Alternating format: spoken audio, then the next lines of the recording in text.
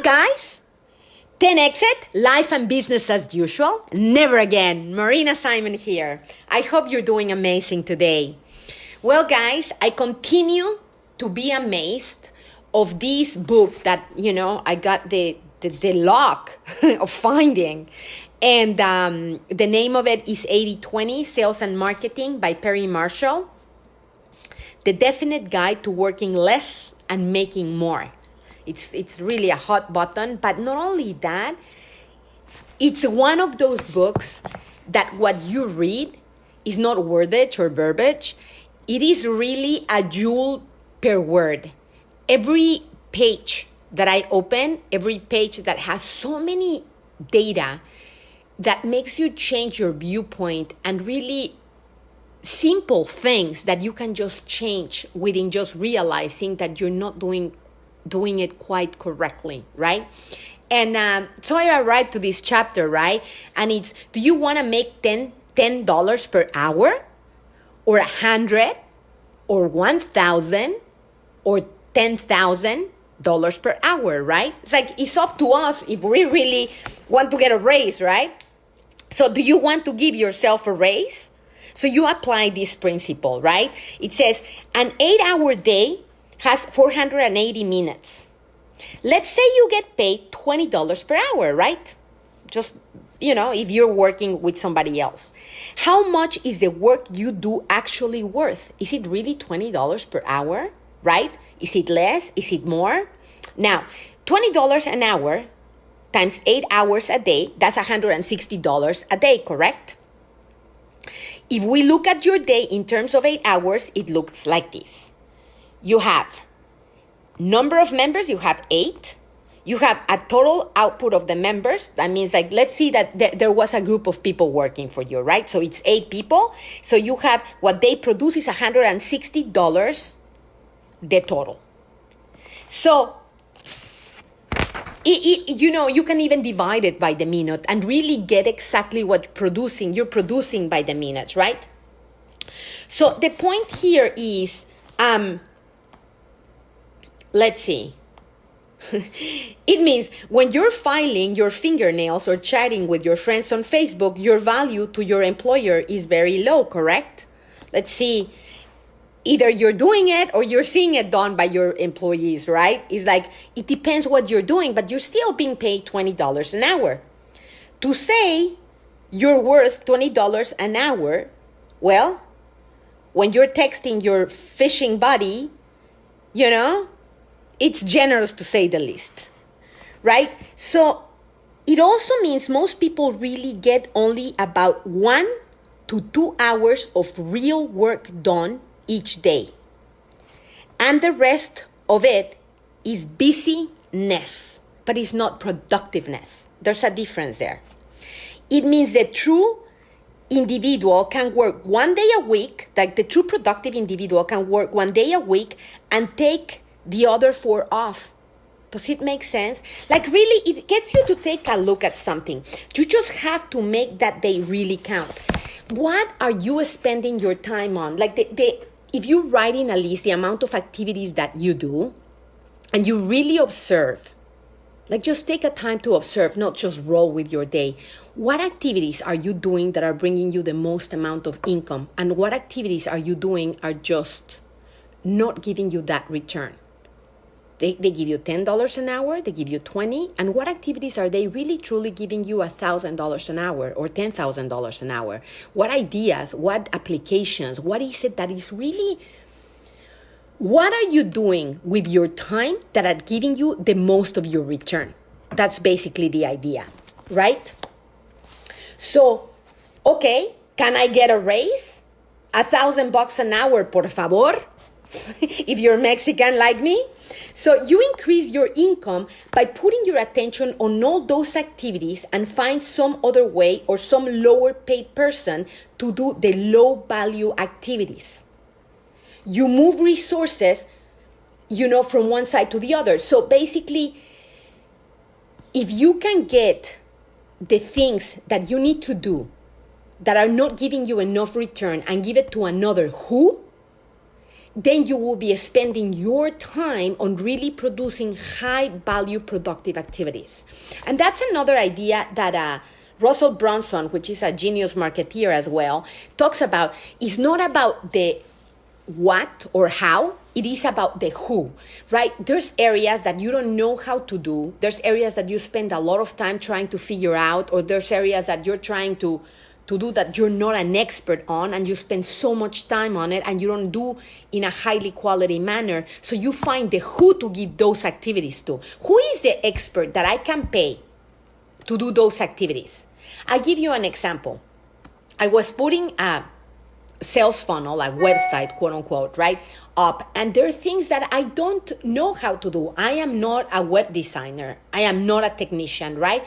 And there's certain things that I'm good at, right? So you have so many resources nowadays. You can hire somebody in Fiverr.com to do an amazing, presentation, aesthetical graphic presentation, right? For $25 a project. Or somebody to create you a logo, or somebody to create you an ebook, right? There's also PRL where you can, get information and put your own comments on it and give it away. But the thing is, you have to find the who in order to really put your beans of your time on things that are really giving you good returns. Let's say that you're working for somebody else, right? And you say, well, they will never hire me an assistant, right? An assistant person. Well, hire it yourself with your own pocket money. It's worth it, because if you can really generate high productivity and income back of those actions that you do that are going to pay you off, it's worth it to delegate the lower paid activities. Okay, I have a little chart here, right, that he presents in this book. Example, $10 per hour. What do you do? Running errands, right? $100 per hour. What do you do? Solving a problem for a prospective or existing customer, right? It's just activities that pay a certain amount of money, right? Or that you get paid for. $1,000 per hour, planning and prioritizing your day. Check this out.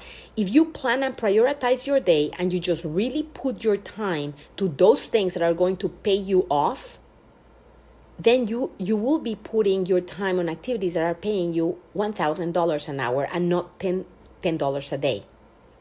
You can hire somebody to run your errands. You can hire somebody to solve problems for prospective and existing customers. But if you plan and prioritize your day, then you will get paid $1,000 per hour per your work, right? Or even $10,000 per hour, right? Improving your unique sales is USP. I'll tell you specifically. I forget. Proposition, unique selling proposition. It's basically just really, really delivering those things that you are like the most amazing or individual, that there's no competition with you, right? So improving that part of yourself and really selling that part that there's no competitors with you on that activity. Okay, another example. $10 an hour. What kind of activities you get for that? I'll repeat that. Talking to unqualified prospects. Yeah, that will be $10 an hour, guys. If I talk to a qualified prospect, that might pay me $100 per hour. If I, instead of that, negotiate with a qualified prospect, that gives me $1,000 an hour. But how about creating new and better offer? That can give me even $10,000 per hour. Another example for salespeople. $10 an hour will be cold calling of any variety, just cold calling, right? It's almost wasting time or wasting your time. Now, what about $100 per hour? You can be writing an email to prospects or customers, right? Or how about $1,000 per hour? You can be building your sales funnel, right? Or what about $10,000 per hour? You can be repositioning your message and position.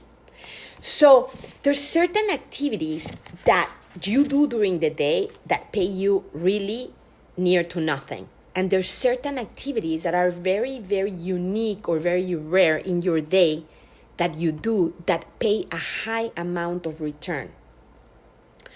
give you an example. Cleaning and sorting, $10 an hour, right? Outsourcing simple tasks, $100 an hour, right? Delegating complex tasks can pay you $1,000 an hour because you can put your time on what it counts. And then it comes into a different height, selecting team members. Now you're creating groups of people to work for you. That will be $10,000 an hour. Another example, $10 an hour, attending meetings, $100 an hour, following up with a customer, $1,000 an hour, writing a good sales copy, $10,000 an hour, public speaking. Guys, if I've learned something observing the successful people is that they publish, and publish. They public speak. Why? Because they can reach millions of people. So it's just a viewpoint that gets you to look at what kind of activities should you be looking at to do if you really are looking into getting more return. So there you have it. If you want to take back your life, it's about the point of making $100 or $500 or $1,000 per hour is not to become a slave to your work, right? But to become the master of it. So it is really about prioritizing. It's key to prioritize. And if you do that, you can really spend your free time really as free time. You can spend all your resources on helping others, right? And really create the kind of life you really, really want to have. It's up to you. So the question is, do you want to get $10 an hour, $100 an hour, $1,000 an hour, or $10,000 an hour? The answer is back to you.